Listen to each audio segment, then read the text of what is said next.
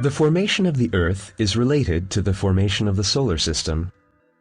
The gases that formed the solar system gradually started shrinking. Increasingly more matter gathered in the center, while temperature was constantly increasing. The Sun formed from this condensed molecular cloud of dust. Due to rapid rotation, the rest of the cloud scattered and flattened into an orbiting protoplanetary disk around the Sun.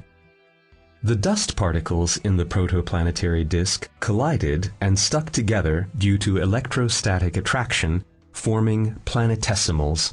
When they reached a size of about 1 kilometer, they collided due to mutual gravity, forming protoplanets, which were a few thousand kilometers in diameter. This is how the Earth was formed 4.6 billion years ago.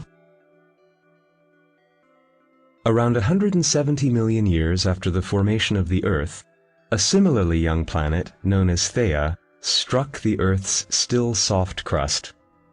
Theia was demolished after the collision, and it merged with the Earth. The Earth's mass therefore increased, effectively reaching its current mass. The impact created a large ring of debris around the Earth, which later formed into the Moon. After the dissolution of the ring, the Moon became a glowing hot celestial body orbiting 25,000 kilometers above the Earth. During this period, the Moon still had volcanoes, lava flows, and its own magnetic field.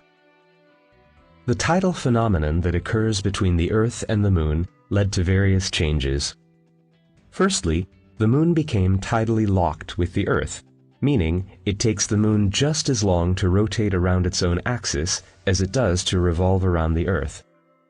Secondly, the Moon gradually receded from the Earth, cooled Earth down, and then became geologically inactive.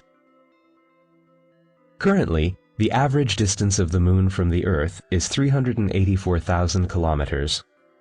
Even to this day, it is receding from the Earth, 3.8 centimeters a year. As a result, it takes the Moon increasingly more time to revolve around the Earth. However, due to tidal locking, the period it takes to rotate around its own axis is also increasing.